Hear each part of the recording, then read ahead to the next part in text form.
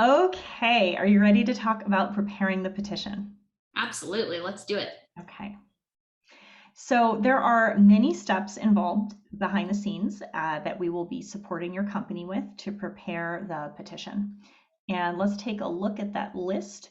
One of the first things we're going to be doing if you have a new company is getting your company's federal employer identification number verified with the Department of Labor so the government knows that you are a legit new company.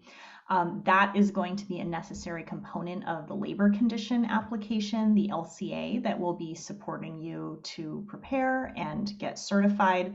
And this has some specific date ranges that Bill will be working with. For example, if we're targeting an October 1st start date, the LCA has to happen no more than 6 months before the start date. So we'll be working internally on those dates and how they line up for your company and your candidate start dates. And it typically takes the government, the Department of Labor, about 7 to 10 days to certify the LCA. And at this stage, we'll be needing information from your company about your candidate, but more specifically about their job. So the job title, the wage details, the location. We might also ask for job duties and a job description as well. And let's go to the next slide. And also, when you're working with us to prepare the LCA, please keep in mind that the company is making certain promises or attestations to the government. So, for example, these include that you are going to pay the person, the candidate, the higher of the prevailing wage or the actual wage when their start date comes into effect in H-1B status. You need to ensure that your working conditions don't adversely affect similar workers. You need to verify that no strike or lockout is taking place in your work site. There are also steps you'll need to take that will walk you through in which you're providing notice to your team and your company of the LCA. And you will also have to keep documents available that we will provide to you in case there is ever a public examination. So these are things to keep in mind as we get ready and start preparing the petition.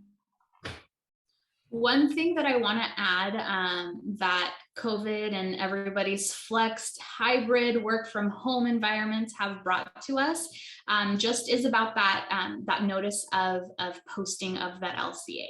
So back in the day, 2 years ago now, when everybody actually worked in office, we would have to request that the employers post that LCA in two conspicuous places within the workplace available for everybody to see.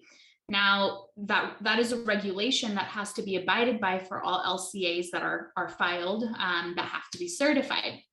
Now, with work from home, some people don't even have anybody in office. And with the house being the workplace, what we've been asking our foreign national employees to do is you're going to have to post these notices in your home.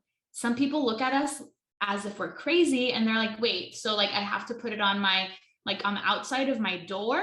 No, you have to post it inside of your house, put it on your kitchen, put it on your refrigerator, put it in your bedroom, somewhere that's posted. You have to have it up for 10 days, and that's basically it. So as silly as it may feel, we're preparing you for the best.